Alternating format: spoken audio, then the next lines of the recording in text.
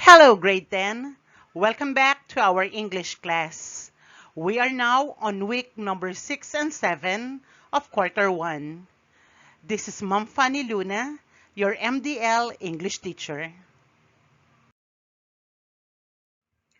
For this week's episode, the lesson title is Evaluating and Making Judgments. For the most essential learning competency, we are expected to evaluate and make judgments about a range of texts using a set of criteria, like comparing arguments on the same topic and critiquing a short story.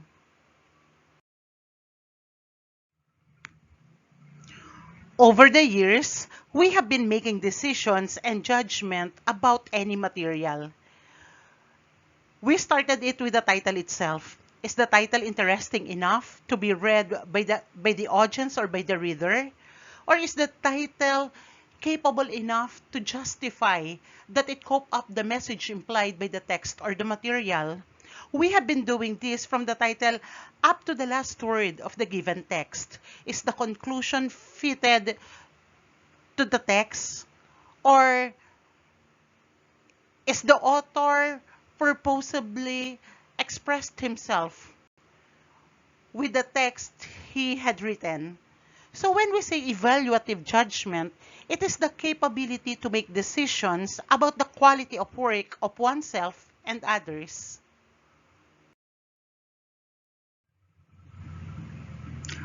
Most of the times, we evaluate a text or a selection subjectively, especially if we know who the author is. But the right thing to do is evaluate a source by purpose and objectivity. Doing this is not as easy as what we think, but we can do things better if we are going to follow this. Evaluating text involves several processes. It includes reacting to the text, looking for the strengths and weaknesses of the text, identifying words and phrases that signal evaluation, and formulating evaluative statements.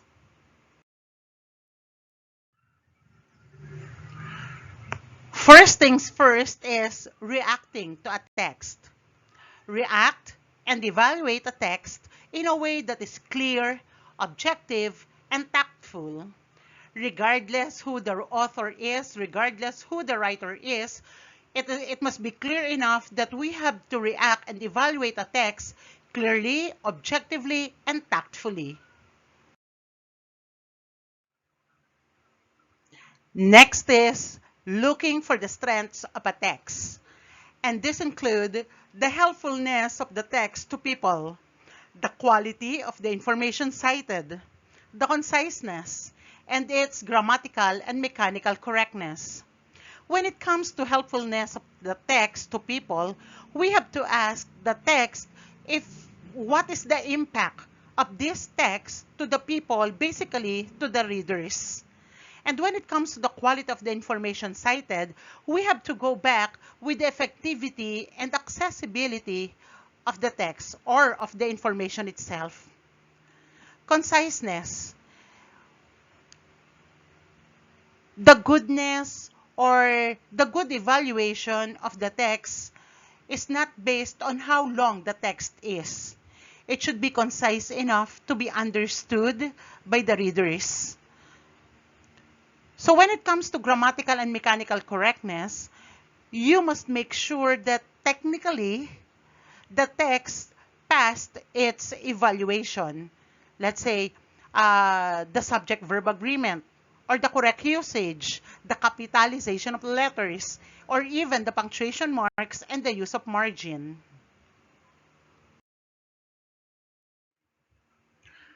As we look for the strengths, we have to go through with the next step, and that is noting the weaknesses of a text. And this include focus on the text, not the author. Do not use emotionally laced words and stay objective.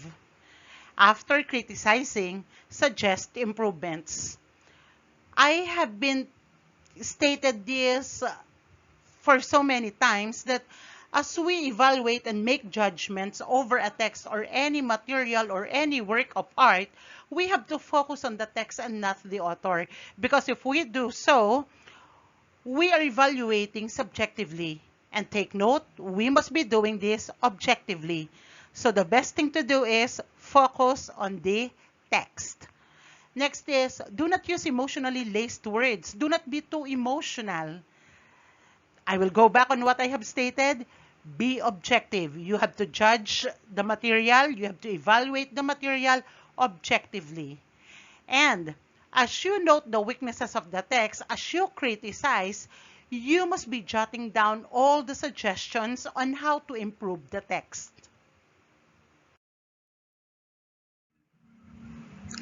At this point, let us have the different tips on how to be a good critic. First is unsupported claims. You learned in an earlier lesson that you must not make baseless claims and accusations. Check if there were sources or at least supportive evidence for claims. Otherwise, they are just untested hypotheses or baseless conjectures. As you evaluate or make judgments about a text or any material, the first thing to do is to consider the copyright issue. Make sure that the material is not copyrighted and it should be from plagiarism. So, as you go through the text and look for unsupported claims, make sure that all the claims, all the points being discussed there have supportive evidence. It should not be baseless in the sense that it is purely opinionated. As we discussed earlier, we have to put our emotions away from making judgments and decisions when it comes to evaluating a text. We have to make sure that all these sources have supportive evidence, and we have to check its copyright, and it should be from plagiarism. Next is doubtful sources. Your information is only as good as your source. Were the sources credible? Take commercials, for example.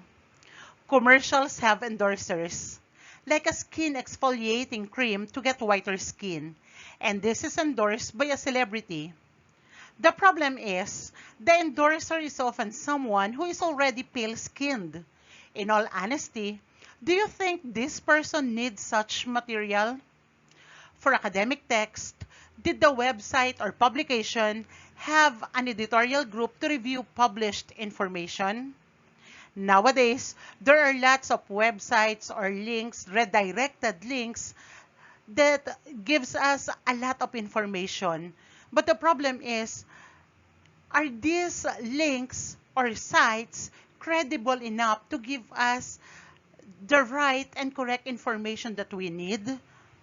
So always go to the sites that are credible enough to give us the right information.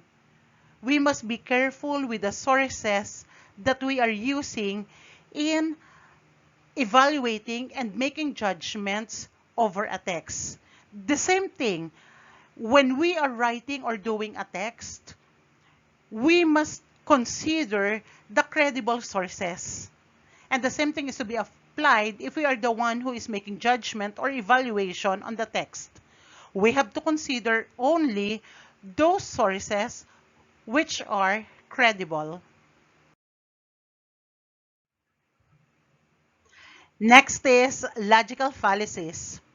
Did the author use threats? Did the author maliciously attack the person or persons involved? Was there an attempt to make it appear that because many support or do it, it is automatically right? Withhold judgment when you detect this. Don't be fooled. So reading materials as we go through the process of evaluating, making decisions or making judgment over the text, it should be non-partisan, it should be non-biased.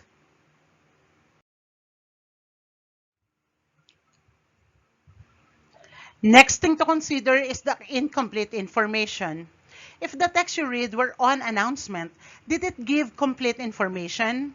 Did it tell you when and what will happen but failed to tell you where? If it were a task, were the instructions complete? So as we make decisions or judgment in evaluating a text, we must consider basically the 5 W and 1 H questions, and they are the who, what, when, where, why, and don't forget how. With all the answers to these given questions, we might be able to get the basic information we are looking for on a given text.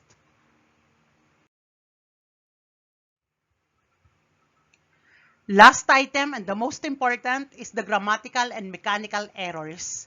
This can destroy a text even if the content is commendable.